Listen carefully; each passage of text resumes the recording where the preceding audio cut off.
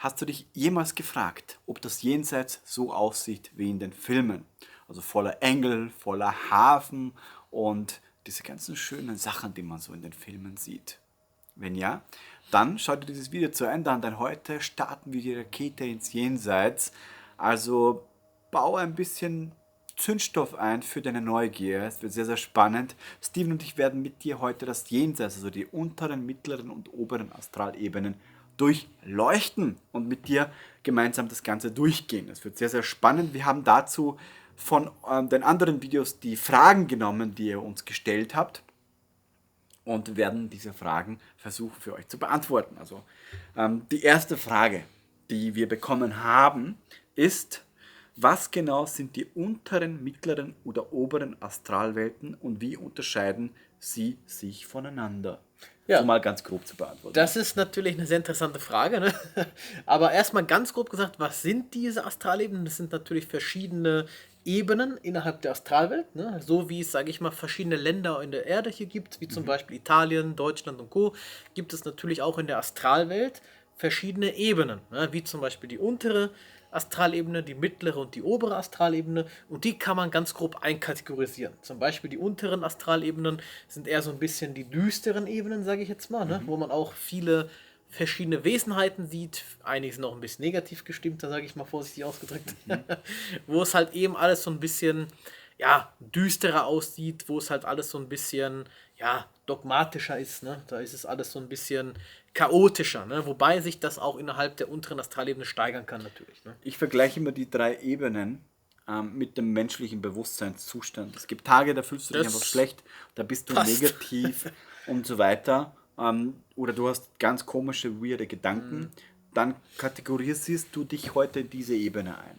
Bist du so einen normalen Durchschnittstag, wo alles in der Mitte läuft, ne? Dann bist du in der mittleren Astralebene. Oder es Genau. gibt Tage, wo du super glücklich bist, in der Freude, in der Liebe, im Frieden und so weiter. Dann ist dieser Zustand die Manifestation der oberen Astralebene. Und Ja. je nachdem, wie du dich selber fühlst heute, gibt es eben dazu Ebenen, in denen man passiv leben kann. Genau.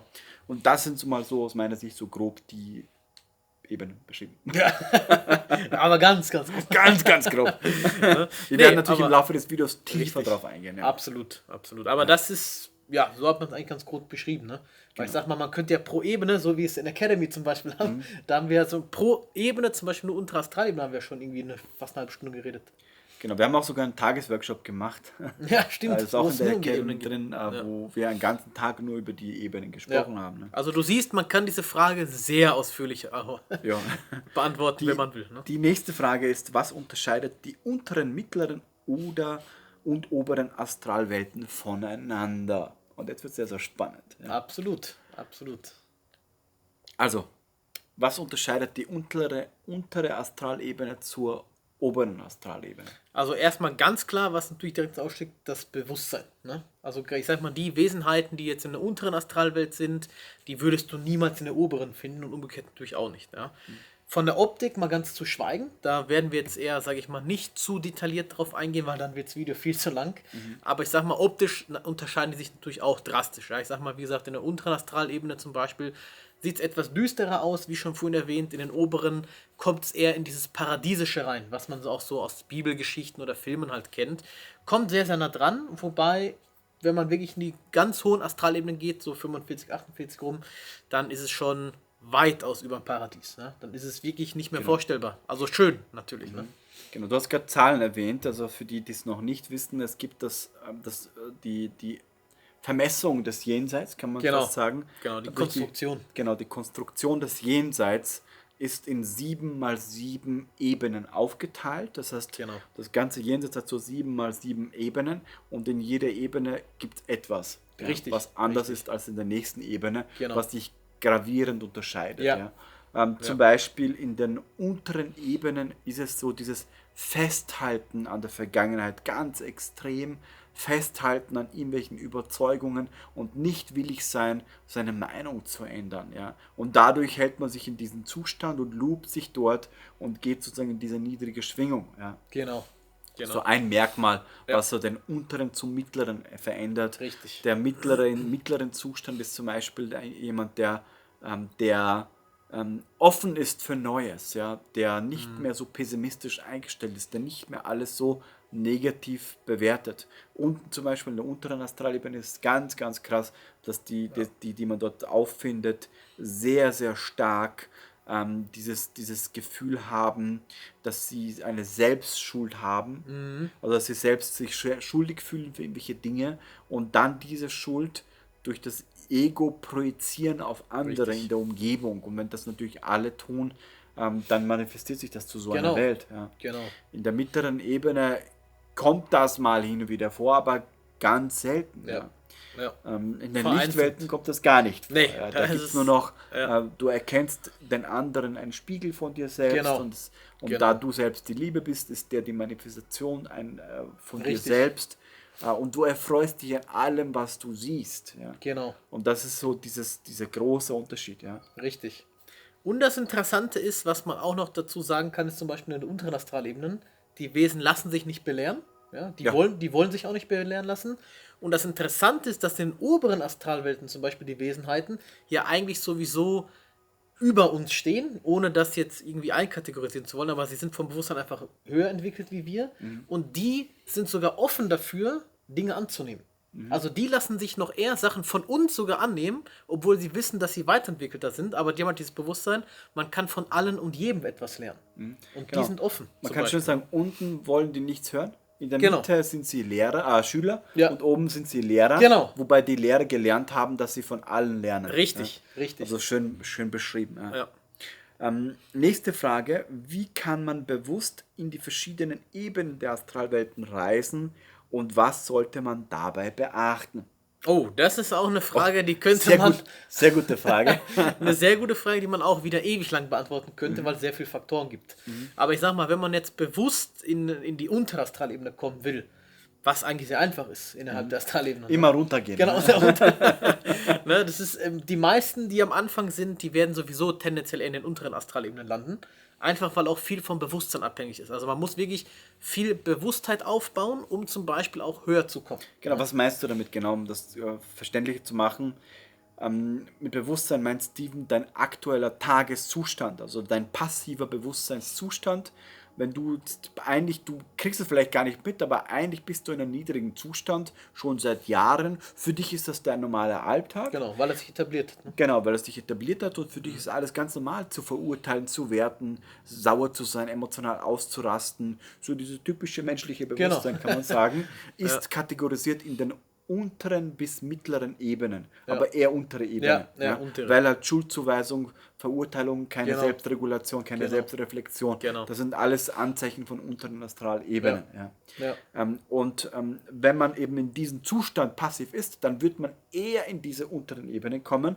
Arbeitest du an dir, an deiner Persönlichkeit, an deinem Zustand, dass du einen guten Zustand hinbekommst, wo du aufstehst und dich schon glücklich fühlst heute oder einfach passiv gut drauf bist, dann ist die Wahrscheinlichkeit sehr hoch, dass du in einen mittleren Zustand kommst. Ne? Genau. Ja. Ja. Und was Ja. muss man tun, um in einen hohen Zustand Und zu dann kommen? musst du natürlich in der kompletten, am besten natürlich in der Erleuchtung sein. Was natürlich ein bisschen schwieriger Träumen ist. viele von, ne? Aber da musst du, also ich sag mal, wenn du gerade, ich sag mal, vielleicht frisch verliebt bist zum Beispiel Ja. oder in einer sehr glücklichen Beziehung bist oder, Oder generell. Lebensphase, ja. Genau, sehr glücklichen Lebensphase, dann ist tendenziell eher, dass du da reinkommst. Ne? Ja. Ich sag mal, man kann, wenn du schon astral bist, sag mal, du bist jetzt außerkörperlich geworden, gibt es durchaus spezielle Techniken, zum Beispiel zur Schwingungserhöhung Genau. und dann bewusst in die oberen Astralebenen zu kommen oder du kannst auch bewusst in die unteren gehen. Gibt es auch Schwingungsreduzierung, gibt es auch die Techniken, dass du eben dann immer je nach Frequenz dich anpassen kannst, wo du dann landest. Ne? Genau. Wenn du in einer Ebene bist und du willst in die unteren Astralebenen, dann musst du einfach nur nach unten gehen. Zum Beispiel so einen Brunnen runter oder irgendwas, Ja. Schlucht runter oder in Ja. so einer Falltür dann runter. Genau, Alles, was Falltüren. nach unten geht in den niederen Ebenen. Alles, was nach oben geht, du fliegst in den Himmel und so Ja. weiter, führt Dann- in die oberen Ebenen. Also Richtig. im Grunde einfach zu navigieren, wenn du in eine obere kommst, Genau. dann kann es sein, dass du mal nur weiß siehst oder dass Genau. es dauert, bis die Frequenz sich verändert Richtig. oder dass du dann aufwachst, weil deine Ja. Schwingung du nicht halten kannst. Genau. Da ist Bewusstseinskontrolle das Stichwort. Ne? Genau. Gibt es spezifische Techniken oder Übungen, um in bestimmte Astralwelten zu gelangen?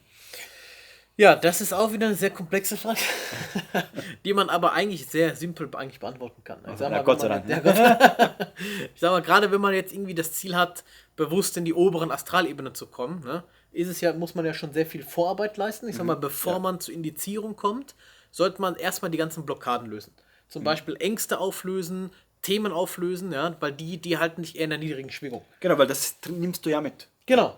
Das definiert Genau. ja deinen Zustand, deine Richtig. Themen aktuell. Ja. Ne? Und wenn sich viele, und das ist auch zum Beispiel jetzt eine Frage, die jetzt hier nicht anknüpft, aber schon indirekt zugehört, weil viele fragen sich immer, ja, wenn man astral ist, dann ist man ja in der Vollkommenheit und man nimmt die Ängste und Themen nicht mit, denken viele. Oh, doch.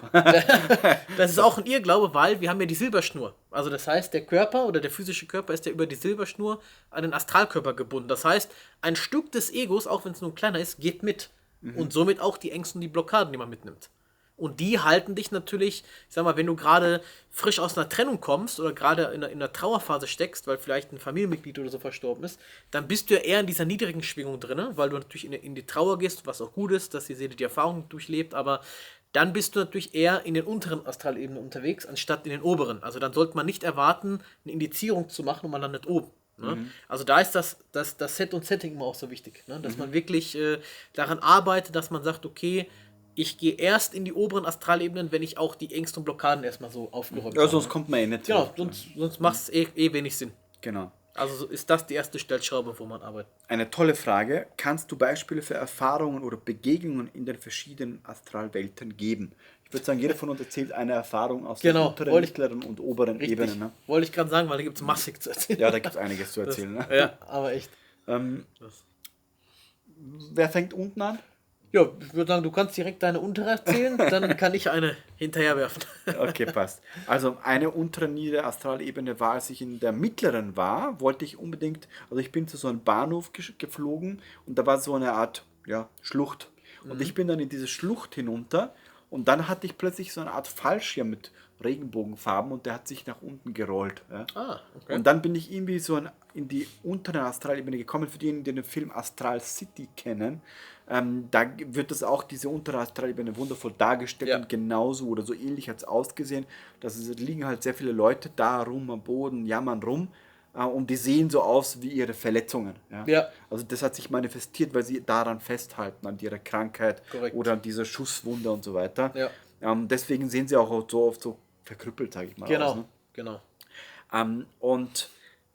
Ja, da war eine Person, also ich habe diese Erfahrung gehabt, jahrelang bevor ich den Film Astral City gesehen habe, hat mich sehr an diesen Film erinnert, weil da kam ich dann runter und ich hatte, weil ich schon viele Astralreisen hatte und vor allem viel auch in diesen niederen Ebenen war, einfach gelernt habe, dass es ja nur dass die Leute, die dort sind, im Grunde alles tun, um dich zu erschrecken, damit du Ja, Angst ja. empfindest. Ja. Ja. Aber irgendwann lacht man nur noch, weil die können der Kaiser kann nichts fühlen, ne? Das Genau. ist kein Schmerz. Genau. Das heißt, du Ja. stehst dann nur da und die erschrecken dich und du lachst nur noch. Ja. Und die machen aber trotzdem weiter, Genau. weil sie einfach, ja, Dann werden sie eher in noch ihren- wütender. Ja, aber sie sind halt gefangen in ihren komischen Denkmustern. Ja. Aber irgendwann haben sie es ja dann auch verstanden lassen. Ja, die hauen dann ab. Ne? Auf jeden Fall war ich dann dort und da war einer, die, ich sag mal, das ist eine Frau, so eine Zombie-Frau, ne? Die halt eine schwere Verletzung hatte, die sehr, sehr komisch ausgesehen hat. Und die hat halt eben gesehen, dass ihm was leuchtet, dass ich die Leute dort nicht verurteilt habe, dass ich sie nicht kategorisiert habe oder keine Reflexionsfläche war für deren Gedanken. Ja? Und die ist auf mich zugegangen, weil sie so eine Art Licht gesehen hat. Ja? Ja, okay. Und die wollte mich umarmen. Und andere, die wollten mich erschrecken und sie wollte mich aber eher so, sie wollte hier raus. Ja? Genauso hat sich das angefühlt. Und ich bin dann hin, habe sie einfach dann umarmt und bin dann nach oben geschwebt. Ja? Ja. Mit ihr. Und plötzlich ist Blackout und ich war in einer Schneelandschaft. Ach, okay. Und in dieser Schneelandschaft war sie dann da. Und da waren so Sterne am Himmel, es war voll schön ausgeschaut. Und sie war plötzlich da. Nicht, ja, irgendwie so wie nackt, aber nicht nackt. Eher so, ich würde eher so sagen, resettet. Ja, Ja, genau. kenn ich. da war in so eine Instanz, die hat sozusagen sie rausgeholt und hat alle ihre Erfahrungen, die sie gemacht hat, die sie festgehalten hat, gelöscht, wie so eine Formatierung. Und dann war sie plötzlich da und dann war wie so ein Geistführer auch da und wir sind dann gemeinsam in den Himmel geschwebt und da kam da diese Inkarnationsspirale Ah, ja, und ja. ich bin dann mit ihr hin und sie ist dann in diese Spirale reingeflogen und ich konnte dann nicht weiter, weil ich ja schon inkarniert bin. Genau. Ne? Und habe dann gesehen, wie sie dann durch diese Spirale in einen neuen Körper geht, eine neue Erfahrung machte. Ach, okay. Also ich habe sie da Spannend. rausgeholt und das war so eine niedere Astralebene-Erfahrung. Ja, das klingt auf jeden Fall sehr spannend. Also bei mir, ich werde es mal ein bisschen kürzer fassen, was so eine sehr prägende Erfahrung war, an die ich mich noch heute sehr gut erinnern kann, war eigentlich so ein Anfang, wo ich mit dem Astralreisen begonnen habe. War ich unten und da war dort auch so ein, ja, ich will jetzt nicht sagen Dämon, ich mag den Begriff nicht, ne? Aber du weißt ja, wie die dort aussehen. Aber war schon so eine relativ gruselig aussehende Also so wie Gestalt. manche Menschen sich fühlen. Genau, Ja. kann man so Im sagen. Grunde ne? sind ja keine Dämonen, sondern einfach Ja. nur normale Menschen, Genau. die einfach so Richtig, das also- Selbstbild über sich Genau, selbst also haben, ich dass be- sie gemein sind. Und so. Genau, also ich bevorzuge immer so den Begriff negativ gestimmte Wesen. Ja. Passt eigentlich eher. Also wie Menschen manchmal. Genau, wie Menschen auch sind, ne? Und da war, wie gesagt, sah halt ein bisschen gruseliger aus, ne? Das Mann oder Frau kann ich ehrlich gesagt nicht richtig identifizieren. Du weißt ja, wie das manchmal ist bei den Wesen. Kann man ehrlich gesagt gar nicht so einkategorisieren. Und dann, weiß ich noch, an dieses prägende Ereignis lief dieses Wesen da rum, was auch relativ groß war. Ich schätze mal so auf 3-4 Meter, war schon relativ hoch. Und das ging dann quasi auf Akquise. Ja, es ging quasi da rum. Super. Also es ging wirklich quasi rum und hat Mitglieder gesucht und wollte quasi so eine Art Vereinigung machen, die Also sich unten halt. in deren Ebene sagt man ja auch Sekten dazu. Genau, sagt man auch Sekten dazu. Ja, wirklich, was wie nur so Sekte, der quasi jemand gesucht hat, Mitglieder gesucht hat, der quasi dann, ja, seine Philosophie folgen, ja. Und dann da wirklich versucht Also hat, wie auf Akquise der zu Erde machen. fast, ne? Wie auf der Erde fast, ja. Und das weiß ich noch, ist das Wesen auch zu mir zugekommen, also auf mich zugekommen und hat dann irgendwie auch gesagt, ja, hier willst du nicht bei mir beitreten. War auch ein bisschen irritiert, weil er das anscheinend irgendwie nicht kannte, dass man quasi als inkarnierte Person, als inkarniertes Wesen dort auftrat. Und er hat wohl gemerkt, dass man etwas mehr Schwingung hat oder mehr Schwingung als die anderen hat in dem Moment. Und dann hat er nicht gesagt, zum Beispiel dieses Wesen zu mir, ob ich nicht an seine rechte Hand will, weil er bräuchte solche starken Energien in seinem Team. Ja? Und da habe ich nur gelacht und bin dann erstmal weggeflogen. Aber das war so ein prägendes Ereignis und das habe ich später auch viele Male, nicht dasselbe Wesen, aber öfter mal beobachtet, dass viele versuchen, andere zu unterdrücken, dass die quasi eine Gemeinschaft bauen Ja klar, die wollen. bauen sich Energiesysteme Genau. auf, die in negativer Richtig, Natur herrschen, richtig, damit ja. sie mehr Energie bekommen. Genau, wo die weil dann- sie ja da unten in dieser Ebene ja nicht viel Energie haben. Genau. Deswegen genau. brauchen sie diese Richtig. Gemeinschaften. Ja, dass sie dann von den anderen die quasi aussaugen, ja, noch niedriger schicken Mhm. im Prinzip und dass das eine Wesen dann andere Energien zieht. Mhm. Ne? Und das sieht man sehr, sehr oft zum Beispiel. Gerade in den Ebenen, wenn man es jetzt nummerieren würde, so zwischen 2 und 5 sieht man es Ja. extrem.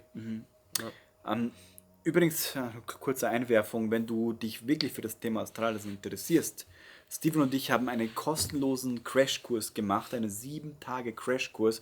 Einfach auf astralreisen.com gehen. Dort kannst du dich einfach anmelden und du kannst 7 Tage begleiten wir dich zu deiner ersten Astralreise. Genau. Aber das ist ein bisschen komisch, ne, wenn wir jetzt über die niedere Ebene geredet haben. Und dann gleich so eine Einführung, wie man das macht. Deswegen steigen wir gleich ein in die mittleren Astralebenen. Ja. Wie sieht es dort aus? Erzähl mal du deine Erfahrung in der mittleren Ja, Astralebene. also in den mittleren Astralebenen wird es dann schon interessanter. Da hatte ich zum Beispiel auch meinen ersten außerirdischen Kontakt innerhalb der Astralwelt gehabt. Also quasi nicht Astralwesen, die dort schon leben, sondern wirklich einen fremden Kontakt, wo ich quasi aus dem Planet Erde in die mittlere Astralebene gekommen bin und dann quasi ein außerirdisches Wesen, aber von einem anderen Planeten gekommen ist und sich auch astral dort mit mir getroffen hat. Der war aber nicht astral, dauerhaft, sondern war genau wie ich auch ein Astralreisender. Und dann hatten wir uns in der mittleren Ebene, ja, ich würde mal so schätzen, 14 bis 16 ungefähr war das so um die Ebene, haben wir uns dort getroffen. Und wir hatten eine sehr interessante Konversation. Also er hat mir was über seinen Planeten erzählt, ich habe ihm was über Planet Erde erzählt, er kannte das nicht, ja.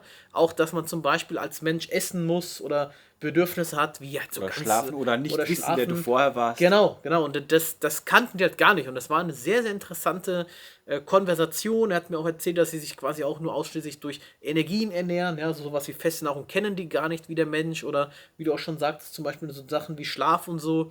Das sind dann alles Fremdbegriffe gewesen. Und das war sehr interessant, dort mit denen mal zu kommunizieren und einfach zu sehen, was es noch für andere Inkarnationsformen gibt, ja, wenn man stets am Bewusstsein arbeitet, wo man dann auf Planeten landen kann, die überhaupt nichts mehr mit der Erde gemeinsam haben. Ja? Das ist schon sehr, sehr spannend gewesen.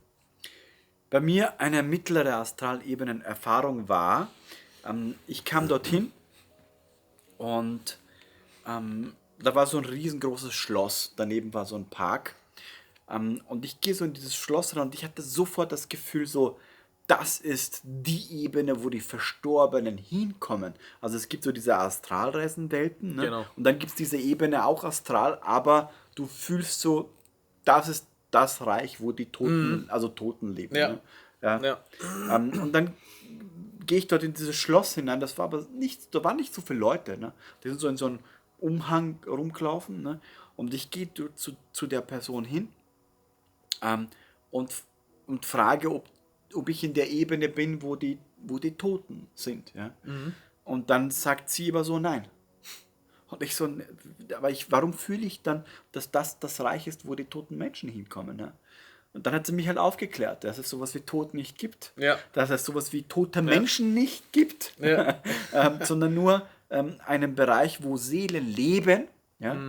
Und die Seelen sind nicht tot, sondern Ja. sie sind ja lebendig. Ja? Und dann hat sie mir mal aufgeklärt, was für eine komische Denkweise und dann sagt sie so, ja, ich muss immer lachen, wenn die von der Erde kommen, ne? Dass sie so komische Sachen verwenden, wie die Toten, die Ja. Menschen, die tot sind und so weiter. Und er sagt, es gibt keine toten Menschen, es gibt nur lebendige Seelen. Ja? Ja. Und dann hat sie mir Ja, aufgeklärt ja. und dann habe ich mal ein bisschen so dieses Gehirn gewaschen bekommen.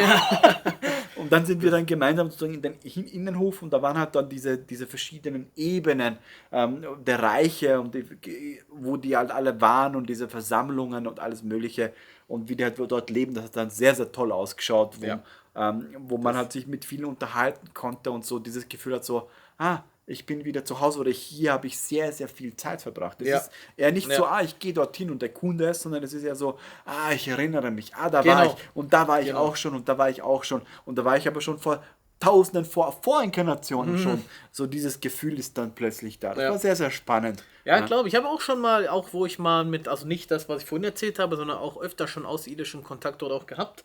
Und da ist auch oft so, dass es einige Wesenheiten gibt, die kennen auch den Tod nicht. Auch physische gibt es tatsächlich auch, physische Planeten, die ähnlich wie die Erde sind, nur komplett anders vom Bewusstsein, wo die Avatare haben, die unzerstörbar sind. Und die können einfach, weil die so bewusst sind, mit ihrem Bewusstsein von Avatar zu Avatar springen oder den verlassen, wie sie lustig sind. Je nachdem, welche Erfahrung sie gerade brauchen, was auch sehr spannend ist. Ne? Ja. Also es gibt wirklich auch Avatare, die unzerstörbar sind, wo man einfach rein und rausgehen kann, Ja. um dann Erfahrungen zu machen. Ne? Oberastralwelt, ne? Oberaustralien. Oberastralwelt, ne? Fang du Da, an. da wird es natürlich Da wird interessant. sehr, sehr spannend. Da ja. wird, also Das ist da, das Ziel von allen Ja, Grundsätzen, ich da wollte grad hinzukommen sagen, und also- dort zu leben. Ja. Deswegen ist es auch so wichtig, sich damit zu beschäftigen, muss ich ganz ehrlich sagen. Ja, ja. Denn je mehr du dich damit beschäftigst, desto mehr verstehst du, worum es eigentlich im Leben selbst geht. Eben hier eine hohe Schwingung aufzubauen, damit du nach deinem Leben Korrekt. in eine höhere Ebene kommst Ja. als vorher. Korrekt. Ja? Weil jeder sagt hier so, ich will nicht mehr auf die Erde. genau, Ja, genau. warum? Ja, klar. Sagen es, aber tun nichts dafür. Ja, genau, die tun nichts Da dafür. passiert Und, nichts. Warum willst du nicht mehr auf der Erde? Was musst Genau. du tun, damit du nicht mehr auf der Erde Genau. inkarnierst? Ja? Genau. Du musst an dein Bewusstsein arbeiten. Du musst daran arbeiten, nicht mehr so viel zu verurteilen, mehr in die Liebe zu kommen, mehr in die Freude zu kommen, in die Glückseligkeit passiv als Zustand zu erreichen. Weil dann wirst du jemand, der passiv von seinem Bewusstseinszustand in eine Ebene gehört, die dem gleicht. Und dann Genau. kommst du in eine höhere Ebene. Genau. Ja? Heißt, es geht nicht darum zu sagen, ich will das nicht, sondern ich muss auch was dafür tun, dass ich das Eben. nicht will. Und, dazu, Eben. und zwar Eben. einen Spiegel vor die Nase halten, reflektieren. Ja? Ja. Reflexion, das ist ein sehr gutes Stichwort. Ja. Ne?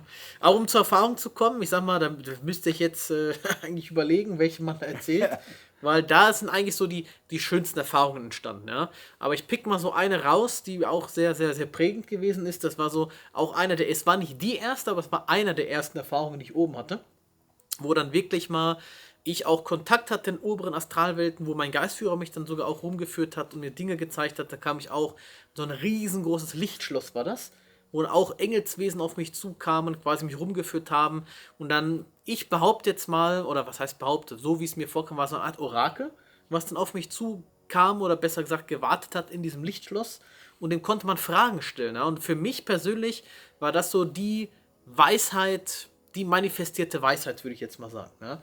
Weil dieses Wesen konnte man alles fragen, es hatte zu alles eine Antwort und hat es einem sehr, sehr weise erklärt. Und zwar auf einer Ebene, wo man auch hinterher sagen musste, ich habe mir dann damals auch noch aus der Erfahrung, weiß noch, auf dem Traumtagebuch einige Sachen rausgeschrieben, aber so kompliziert gesprochen, du kennst wahrscheinlich, die Sätze so kompliziert formuliert, dass man als Mensch sich denkt, was meint der eigentlich damit? Ja? Und dann hinterher immer, wenn man diese Sachen hinterfragt, und gerade auch bei einigen Astralebenen oder bei Astralreisen, wenn man dann immer wieder an diese Sätze denkt, muss man wirklich teilweise Tage oder Wochen brauchen, um diesen Satz eigentlich zu entschlüsseln, was die meinen. Und das Interessante war immer, dass sie hinter diesen verschlüsselten Sätzen oder Botschaften stecken, die einen in die nächste Ebene bringen können. Und das fand ich spannend. Und gerade wenn man dann das geschafft hat. Wenn man das Buch Das große Mysterium gelesen hat, weil dort begehe ich ja in diese Ebenen. Genau. Dort sind ja die ganzen Channelings und die Gespräche dokumentiert. Ja, dort wird man genau diese Sätze hören. Ja. Und lesen Eben, und beim Lesen dann merken so, wie es etwas mit einem macht. Genau. Ja. Und da finde ich immer das Wichtige in den oberen Astralebenen, wenn man dort eine Reise hat, es ist immer so in den unteren, ja, ist ganz nett, interessant sich das anzuschauen. In den mittleren sieht man auch andere Sachen, auch sehr interessant, aber ich finde, so diese richtige Bewusstseinserweiterung, die man ja mit den Astralreisen eigentlich haben möchte, passiert in den oberen. Weil dort ist wirklich so, wie Marco sagte schon, diese Lehrer sind dort, wo man wirklich was übers Leben oder besser gesagt um die Seelenpläne In den mittleren erfährt. gibt es so Pseudolehrer, die versuchen, wie auf der Erde, die ihm was zu erklären, was sie selber auch nur gelernt haben, aber auch nicht wissen. Genau. Und in den oberen gibt es nicht so dieses so ist es, sondern da wird eher anders gesprochen. Da ist es eher so, frag dich mal selber, Richtig. wie es dir erging, als du das und das erlebt hast. Was hast du dabei gefühlt? Wie ging es dir dabei? Was ist deine Meinung dazu? Wie, und so weiter. Da wird so geredet, dass du selber der Lehrer bist. Und diese Klarheit ist da. Da will dir niemand irgendwas auftischen, irgendwas eine Philosophie auftischen. Sondern da wird eher so erklärt, wie hast du dich gefühlt, als du das und das so gedacht hast? Wie ging es dir dann? Ja? Genau. Das war sehr, sehr spannend. Eigentlich kann man ganz simpel so sagen, alles, was man in den unteren Astralebenen hört, kann man nicht glauben. Ja, kann ich so alles, was man in den mittleren Astralebenen hört, kann man sollte man hinterfragen. Ja, ganz genau. Und alles, was man oben hört, braucht man nicht zu hinterfragen. Punkt. Genau. Das ist die perfekte Antwort auf, wie beschreibt man das Astral. Also, das habe ich auch schon gemerkt. Ja. Genau. Was unterscheidet noch eben diese drei Bereiche? Eben ganz oben ist ganz klar dieses Schöpferbewusstsein, Schöpfererfahrungen. Also ich komme zu meiner Erfahrung, als ich dort war, in dieser Ebene, das ist so die Ebene der Manifestation, der Freiheit, wo du nicht gebunden bist, wo du wechseln kannst zwischen den Ebenen. Und ich habe dort gefragt, ob es eine Technologie gibt, wo man Planeten erschaffen kann. Und dann hat mich jemand hingeführt zu so einem Raum und da war ich wie so eine Art Computer und dann habe ich dort auf den Knopf gedrückt, da war irgendwie so, ich wusste irgendwie, wie das geht. Ja? Und plötzlich war ich in einem Raumschiff und bin im Universum geflogen. Ach. Und ich hatte mit meinem Bewusstsein die Möglichkeit, durch diese ganzen Knöpfe, die da waren, Sachen zu erschaffen im Universum. Und ich habe so einen Planeten manifestiert über dieses Raumschiff und dann war der Planet plötzlich da. Und das war alles physisch. Das war sehr, sehr crazy. Und konnte dann, als dann alles fertig war, wie ich ihn designen wollte, als fertig war, konnte ich dann mich rein teleportieren in den Planeten. Und dann stand ich dann plötzlich auf dem Planeten, da war so ein kleines Hütchen drauf, da war der Ozean vor mir und da war so ein Sandstrand. Es war kein richtiger Sand, aber es war ein bisschen anders. Und da waren riesengroße Wellen. Ja? Und ich weiß noch, ich kann mich erinnern, ich habe mich dann wegteleportiert zum Jenseits, weil dort bist du komplett frei und habe dort Leute aus meiner Clustergruppe geholt, die zu meiner Seelenfamilie gehören und habe gesagt, ich muss denen was Verrücktes zeigen. Die sind dann mit mir hin teleportiert auf diesem Planeten und alle standen dort und so, boah, krass, so habe ich noch nie gesehen. Und ich verrate euch ein Geheimnis. Ich habe den Planeten erschaffen und da ich ihn erschaffen habe, habe ich die Naturgewalt, die Kontrolle mit meinen Gedanken darüber. Und also, verstehe nicht, zeig mal's. Und dann konnte ich die Wellen stoppen, größer machen, kleiner machen und alle so, boah, krass, das geht und so weiter. Und dann war so dieses Gefühl so, ja, du bist Schöpfer von allem, du kannst Dinge erschaffen. Du hattest auch mal so eine ähnliche Erfahrung. Genau. Vielleicht erzählst du mal, wie die grob war, dass man so ein bisschen ein Bild bekommt, was so abgehen kann in den das war schon höheren Ebenen. Das war so kurz vor der 50. eigentlich, sagen wir so, würde ich einkategorisieren, 48, 49 ungefähr.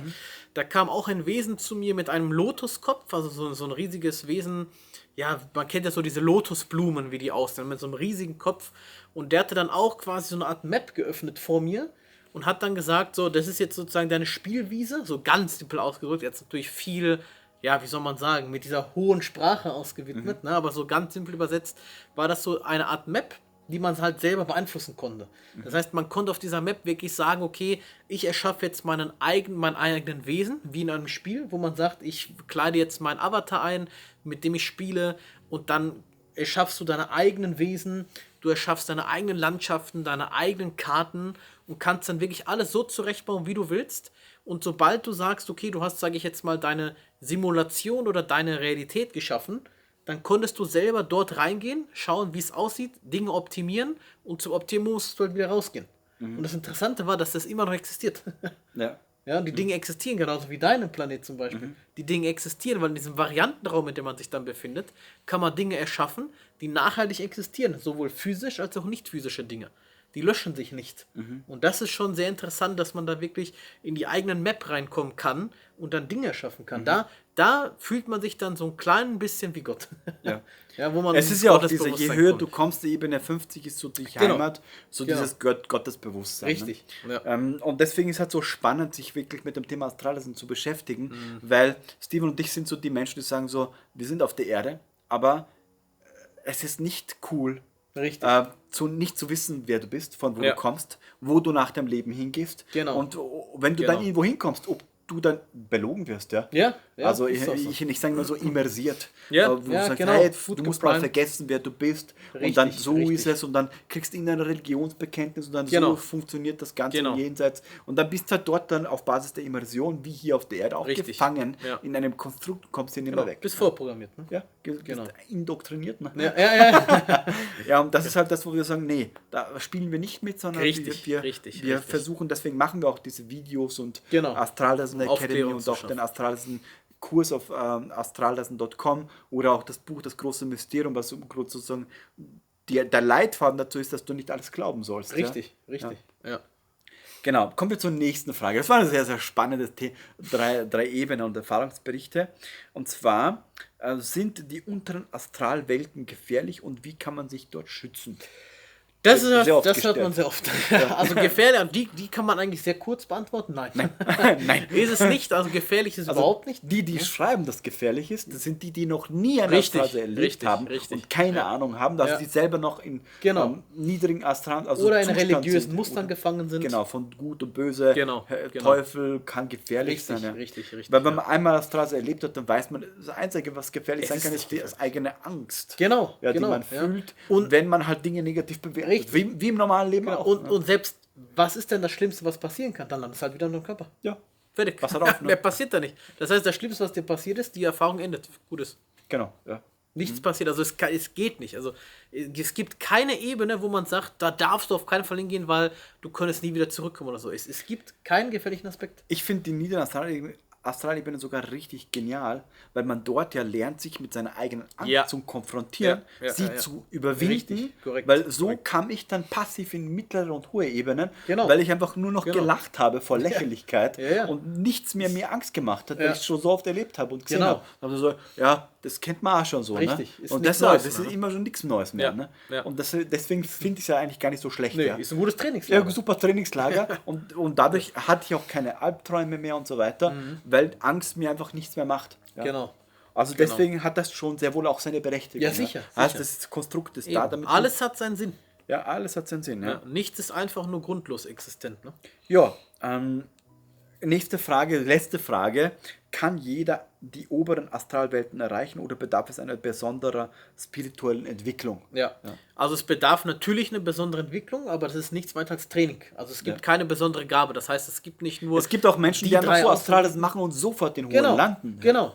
Also das Weil es ist für sie auch vorbestimmt ist oder Richtig. weil sie eine gute Schwingung richtig, haben. richtig. Ja, also es ist ein Irrglaube zu glauben, da habe ich auch schon oft einige mitgesprochen, die in diesem Konstrukt gefangen sind, die denken, ja, es gibt nur zum Beispiel, als Beispiel die 3 Auserwählten, nur die dürfen in die Ober rein und alle anderen nicht. Das ist Quatsch. Jeder hat dieselben Weil Voraussetzungen. die das behaupten, sind die selber niedrig sind, Richtig. damit sie dich dort halten. Genau, In genau. diesen niedrigen Mustern. Genau, Ja. eben. Also es sind ja meist auch dann diese, ja, die so einen Guru anschwören, sag ich mal, da anbeten, die sagen, ja, dann nur dieser Guru hat Zugang in die obere. Ja. Jeder kann In es den erlernen. oberen Astralwelten gibt es sowas nicht, Nee, wie nee, Sekten, nee. Religionen, Genau. Konstrukte. Genau. Da gibt es einfach nur Wahrheit. Richtig, Ja. richtig. Also jeder kann dorthin kommen, es ist nur eine Frage des Bewusstseinstrainings. Ganz einfach. Ne? Genau. Je höher man oder je mehr man an seiner Schwingung arbeitet, desto einfacher und langfristiger kann man sich da halten. Genau. Steven, vielen Dank, dass du beim Video mit dabei warst. Danke, dass ich dabei sein durfte. Wenn du sagst, du hast selber noch Fragen, ja, stell sie uns unter diesem Video. Wir werden weitere solche Serien drehen, Genau. wo wir tiefer über diese Thematiken Astralreisen eintauchen, weil ihr habt euch als ich mal das Video hochgeladen habe über deinen Astralreisen Crashkurs, habt ihr so viele Fragen gestellt und so dankbar, dass ihr wieder über Astralreisen mehr Videos kommt. Darum Genau. haben wir gleich gesagt, drehen wir noch mehr dazu. Ja. Also wenn du noch Fragen hast, stell sie unter dem Video. Wir werden dann eigene Videos drehen, wo wir auf diese Fragen eingehen. Und wenn du sagst, du willst wirklich da noch eintauchen in dieses Thema, wir haben einen 7 Tage Crashkurs gedreht, der ist komplett kostenlos. Einfach anmelden und du kannst sofort loslegen. Da bekommst du dann jeden Tag von uns sozusagen im 24-Stunden-Takt eine Mail, wo wir dir genau sozusagen dich anführen, dass du in diesen 7 Tagen, vielleicht sogar schon am ersten Tag, deine erste Astralreise erlebst. Ja. Richtig. In dem Sinne, vielen lieben Dank fürs Zusehen, danke fürs Kommentieren, danke fürs Teilen und ich freue mich sehr, dich im nächsten Video wieder zu sehen.